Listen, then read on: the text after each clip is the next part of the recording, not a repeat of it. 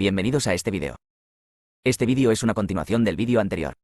El haplogrupo R quemó los bosques y degeneró los suelos antes de formar alfombras negras. Además, argumentó que la presencia de suficiente material orgánico, local, en los lugares donde se formaron alfombras negras que contenían carbón habría sido imposible. Porque cualquier cantidad significativa de biodiversidad como bosques naturales con material orgánico fue cortada y quemada o eliminado, o ya estaba ausente antes de las extinciones.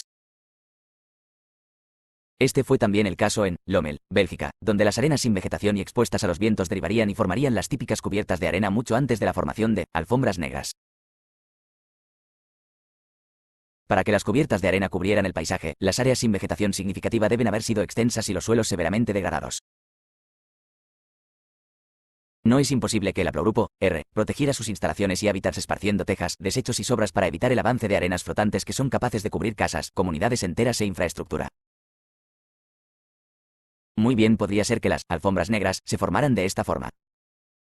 Primero extinciones y algo después, alfombras negras. Los esqueletos o fósiles de estas extinciones vienen antes en el tiempo, o, debajo, las capas, y aparte de las alfombras negras, que cubrían los fósiles y herramientas de humanos extintos tipo Clovis y animales incluyendo la megafauna extinta. En aquellos lugares donde más tarde aparecerían las alfombras negras, estaban presentes y activos los primeros magdalenienses y humanos tipo Clovis, pero aún sin las alfombras negras. También supongo que la erosión eólica habría sido menos severa en ese momento, antes de los incendios, extinciones y degeneraciones, porque el paisaje y los suelos aún tenían más de bosques y estaban menos degenerados. Estos lugares, las alfombras negras, aún por formar, casi sin duda ofrecieron algo especial a estas culturas.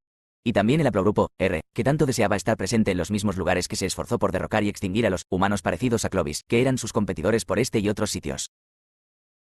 Afirmo que varios de los sitios ofrecían algo especial para la metalurgia, etc., y por eso los altos hornos se construían en masa y los sobrantes o chatarras se producían en masa y todos los desechos industriales terminaban en las alfombras negras, que podían haber sido útiles o necesarias también para proteger contra arenas flotantes que podrían cubrir cualquier edificio existente. Casi irónicamente, la combinación de industria metalúrgica y dunas de arena a la deriva o dunas en movimiento continuó hasta bien entrado el siglo anterior, después de que comenzaron a volar nuevamente. En ese momento, no fue la tala de bosques por combustible, ni por razones militares ni de facturación, lo que destruyó los bosques y la vegetación de la región, sino los humos altamente ácidos y o tóxicos de la industria metalúrgica moderna. Esta vez las extensas arenas flotantes, dunas móviles, no se resolvieron con alfombras negras de residuos industriales, sino con cientos de hectáreas de alfombras negras aplicadas, del mismo espesor que las alfombras negras del Neolítico, pero esta vez formadas por los residuos orgánicos de la ciudad de Amberes. Los desechos de la ciudad, en su mayoría orgánicos, fueron llevados al sitio en tren. Las empresas ferroviarias también tenían interés en estabilizar las arenas flotantes que interrumpieron sus servicios en este y otros lugares similares en una amplia región. La alfombra negra formada intencionalmente con desechos de la ciudad fue necesaria para poder reforestar y estabilizar los suelos de la región. Hoy en día, este mismo sitio es en parte una reserva natural boscosa, pero también un sitio industrial por razones que no son muy diferentes de las razones por las que los magdalenienses y los Clovis lo ocuparon en el Neolítico y posiblemente mucho antes. Más tarde y a través de destrucción, degeneración, extinción y rotación, también el recién llegado el haplogrupo R ocupaba la misma ubicación.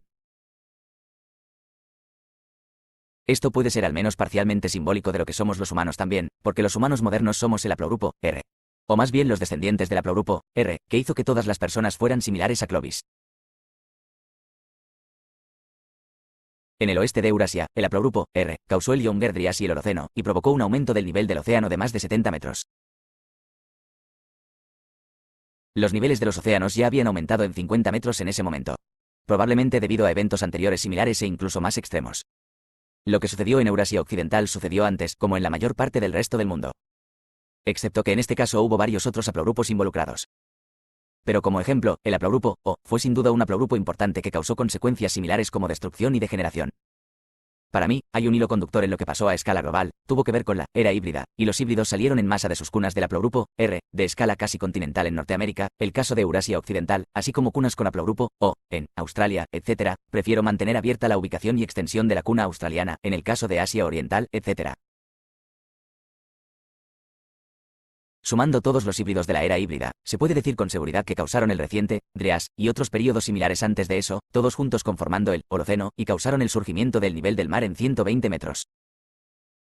Afirmo que antes de que comenzaran a darle la vuelta al mundo, sabían que el nivel de los océanos subiría y se prepararon para ello. También sabían que el clima iba a cambiar, pero esta vez no estaban suficientemente preparados. La combinación de la degeneración del suelo, el clima y la degeneración del genoma humano y de otro tipo hizo que el imperio global colapsara y se fragmentara rápidamente. La mayor parte del colapso comenzó alrededor del colapso de la Edad del Bronce, con hambrunas, plagas y pestilencia, y el año 1000, y con el tiempo la mayor parte del conocimiento antiguo se perdió, y lo que quedó fue destruido. Nota: he presentado información un poco más detallada solo sobre Lommel, en Bélgica, pero puedo asegurarles que he estudiado varios otros lugares y algunos son similares y algunos muestran el mismo patrón. Por lo tanto, al estudiar y presentar más sitios del reciente Dryas, la esencia de mi interpretación no cambiará, solo resultará en más detalles y una mejor visión general. Nota: la gran hambruna medieval y la peste negra llegaron poco después del año 1000, y pueden verse como una extensión del colapso que mencioné. A su paso, mucha agricultura fue abandonada y los bosques pudieron recuperarse y, obviamente, secuestrar CO2 de la atmósfera para depositarlo en su biomasa viva y suelos vivos, reconstruyendo y enriqueciendo gradualmente los suelos, con carbono en forma de materia orgánica, suelos vivos o tierra negra india o terra preta do indio en portugués. Esta fue una especie de retorno retorcido a algún tipo de agrosilvicultura de baja calidad.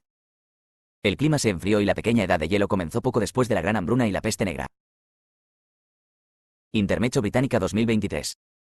Pequeña edad de hielo, un intervalo climático que ocurrió desde principios del siglo XIV hasta mediados del siglo XIX, cuando los glaciares de montaña se expandieron en varios lugares, incluidos los Alpes europeos, Nueva Zelanda, Alaska y el sur de los Andes, y las temperaturas medias anuales en todo el hemisferio norte han disminuido en 0,6 grados Celsius. Fin del intermecho. Si bien no quiero sacar conclusiones definitivas, esto es definitivamente algo en lo que debemos pensar y estudiar más a fondo. Para ello, tendremos que dejar de lado algunas suposiciones engañosas que forman parte de nuestra cultura.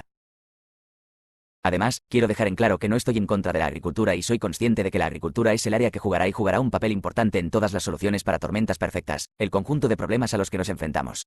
Sin embargo, tendrá que abarcar más elementos de la agrosilvicultura, ya que los amerindios amazónicos practicaron la agrosilvicultura en su pasado remoto. La evidencia de esto se está desvaneciendo, pero todavía está ahí para que podamos ponernos al día. Practicar el tipo correcto de agrosilvicultura enriquecida no dañaría la agricultura, la industria en general o la economía de ninguna manera, la agricultura. La industria y los humanos modernos prosperan una vez más. Observación final: este vídeo trata sobre las hipótesis del autor y no sobre los cambios climáticos de la actualidad. Además, estoy convencido de que todas las iniciativas e información que proporciona la ONU en relación con el clima son muy útiles y necesarias. Para obtener más información sobre el cambio climático actual, consulte. ¿Qué es el cambio climático? Naciones Unidas. Gracias por ver. Adiós.